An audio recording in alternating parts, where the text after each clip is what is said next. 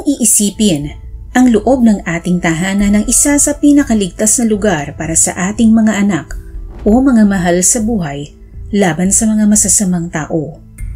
Ngunit sa isang pambihirang pagkakataon, naganap ang isang karumal-dumal na krimen sa isang dalagita nang sapilitan nitong kunin ng 3 kalalakihan nang pasukin ng mga ito ang loob ng bahay ng kaawa-awang biktima.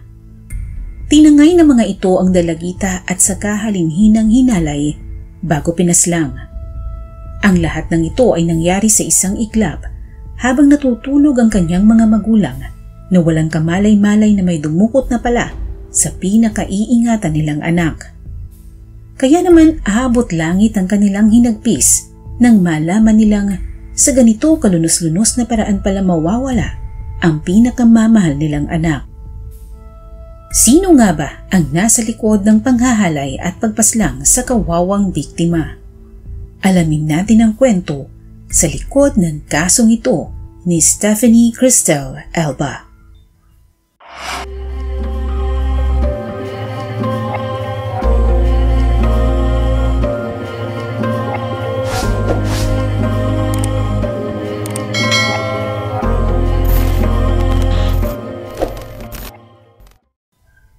Masayahin at punong-puno ng pangarap ang magandang anak ng mag-asawang Elba na si Stephanie Cristel o mas kilala sa palayaw na Paning na noon ay nasa 12 anyos pa lamang. Masayang naninirahan ng pamilya Elba sa inuupahang apartment sa P. Molina Street, Alabang, Muntinlupa. Kabilin-bilinan ng mag-asawa na bahay at eskwelahan lamang ang tanging ruta ng anak. Masunuri namang bata si Stephanie kaya kampante ang kanyang mga magulang na lagi itong sumusunod sa kanilang mga bilin. Sa murang edad raw ni Stephanie, ayon pa sa kanyang ina na si Ginang Lourdes Elba, buo na raw ang pangarap nito kaya naman puspusan talaga kung mag-aral ang kanyang anak. Bata pa raw si Stephanie ay mahilig na itong mangarap na maging artista at singer. Kaya pinagbibigyan nila ang anak kapag may nais itong salihang mga contest.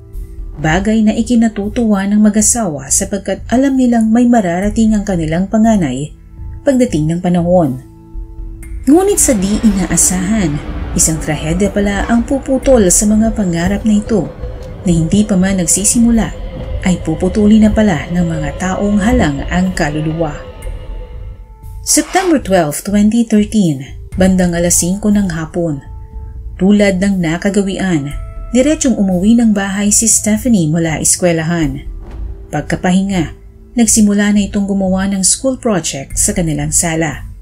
Hindi raw nakagawian ni Ginang Lourdes na abalahin ang anak kung ito ay may ginagawang schoolworks o assignment. Kaya naman ang tumanggi itong sumabay sa hapunan dahil sa dami raw ng kanyang ginagawa, hinayaan na lamang ito ng kanyang ina at dinamayan na lamang sa pagpupuyat. Habang binabantayan ng kanyang anak sa sala, humiga si Lourdes sa nakalatag na kutsyon hanggang sa siya ay makatulog. Bandang 11:00 ng gabi, naramdaman daw ni Lourdes na nakahiga na rin sa kanyang tabi si Stephanie. Naalimpungatan siya ng mga oras na ito at kinumutan pa ang anak at muli na siyang nakatulog. Mag-aalas 2 ng madaling araw nang muli siyang magising dahil kinailangan niyang mag-CR.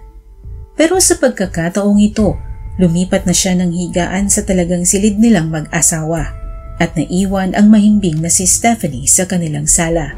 At dito ay muli siyang nahimbing sa pagkakatulog at ito na ang nakitang pagkakataon ng mga suspect upang sumalakay. Alas 3:15 ng madaling araw nang bigla siyang gulantangin ang paggigising ng kanyang hipag habang inaalog siya nito mula sa mahimbing niyang pagkakatulog. Ayon sa kanyang hipag, nakita niyang nakabukas ang kanilang pintuan kaya ito pumasok at doon niya napagtanto na nawawala si Stephanie sa sala na labis na ikinagulat ng mag-asawa dahil kaiiwan pa lamang niya dito na mahimbing na natutulog. Kaya laking gulat ng mag-asawa nang hindi na nga nila mahanap ang kanilang anak sa loob mismo ng kanilang tahanan. Hindi naman ito lalabas mag-isa ng ganoong oras, kaya talagang nilukob na sila ng takot at pangamba na baka may masama na ngang nangyari sa kanilang anak. Sa mga oras na iyon, nabanggit ng kanyang hipag na si Alma Elba na bandang 2:30 ng madaling araw, nakadinig siya ng iyak ng babae na parang nagmamakaawa sa loob ng isang construction site. May 4 na bloke lamang ang layo mula sa tahanan ng mga Elba. Dito na mas lalong kinabahan ng mag-asawa kaya dali-dali nilang inakyat ang naturang construction site. Habang papalapit ang ama ni Stephanie, pabilis din ang pabilis ang kabog ng kanyang dibdib. Laking gulat nito nang makita niya ang isang lalaking mabilis na nagsusuot ng kanyang shorts at saka mabilis na nagtatakbo kaya hindi na niya ito inabutan.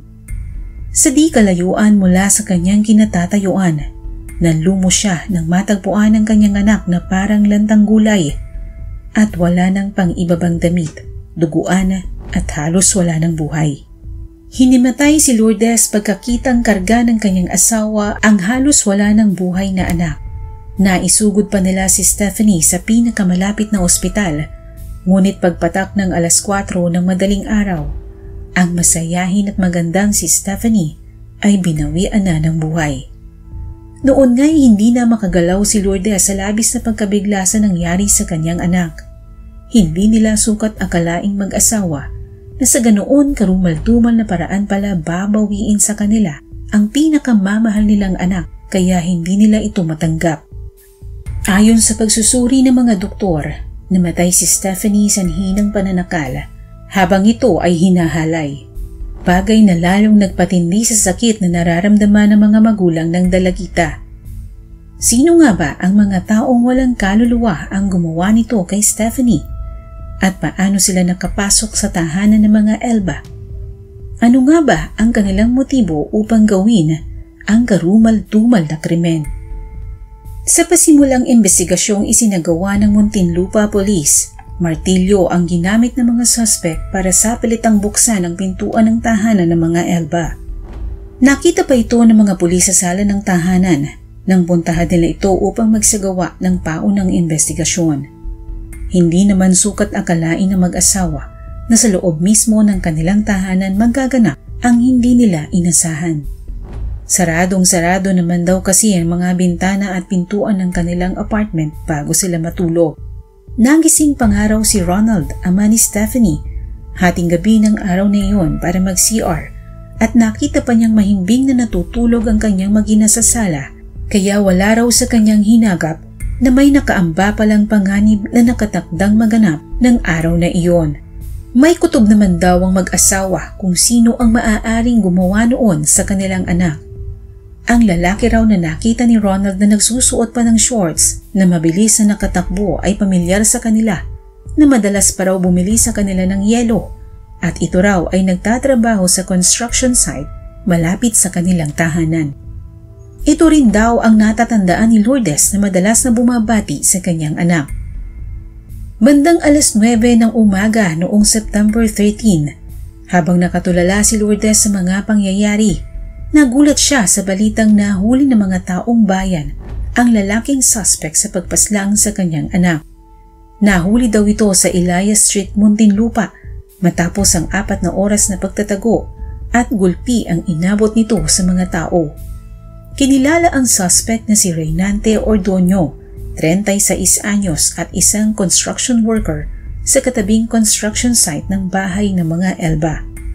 Ayon kay Lourdes, nakita raw ito ng kanyang bayaw na nagmamasid sa harap ng kanilang tindahan at nang usisain daw niya ito ay kumaripas ito ng takbo. Habang binubugbog siya ng mga taong bayan, nagsalita ito na may 2 pa siyang kasama sa krimen. Kaya sa takot na baka matuluyan at hindi nito maikanta ng maayos ang kanyang mga kasabwat, inawat ni Lourdes ang mga taong gumugulpi sa suspect. Agad na dinala ng mga taong bayan ng suspect na si Reynante Ordonio sa himpilan ng pulis upang doon questionin tungkol sa nalalaman nito sa krimen. Dito na niya inilahad ang lahat ng impormasyong nalalaman niya tungkol sa mga naganap noong madaling araw ng September 13, 2013. Ayon sa kanya, hindi talaga nila pakay na dukutin si Stephanie. Pagnanakaw raw ang talagang pakay nila noong araw na iyon at ito'y kanilang pinagplanuhan. Nagkataon lamang daw na naroon sa sala ang natutulog na si Stephanie Kaya laking gulat raw niya nang makita niyang bitbit na ng dalawa niyang kasamang sina JR at Marvin ang dalagita. Siya raw ang nagsilbing lookout at ang dalawang sina JR at Marvin ang pumasok sa loob. Nang makita raw niyang bitbit ng dalawa si Stephanie, nais raw niyang mag-back out at isumbong ang mga ito sa mga magulang nito, ngunit napigilan na siya ng mga kasama. Bandang 2:20 raw ng madaling araw, nang halinhina nilang hinalay ang biktima, ngunit dahil gumagawa raw ito ng ingay at nagsisisigaw, napilitan si Marvin na sakalin ang biktima hanggang sa ito ay mawala ng malay. Lumabas din sa investigasyon ng mga pulis na lango sa alak at sabog sa kasisinghot ng solvent ang mga suspect. Halos magdamag raw umiinom ang mga ito hanggang sa gawin na nga nila ang kanilang maitim na plano. Agad namang sinampahan ng kasong rape with homicide si Reynante Ordonio at kasalukuyang nakapiit sa Bureau of Jail and Penology sa Tunasan, Muntinlupa. Noon taon ding iyon ay kasalukuyang pa ring pinaghahanap ang dalawa pa nitong kasabwat na sina JR at Marvin. Samantala, kung gaano kabilis na wala ang kanilang pinakamamahal na anak ay ganoon naman kabagal ang pag-usad ng kaso, ayon sa mga magulang ng biktima.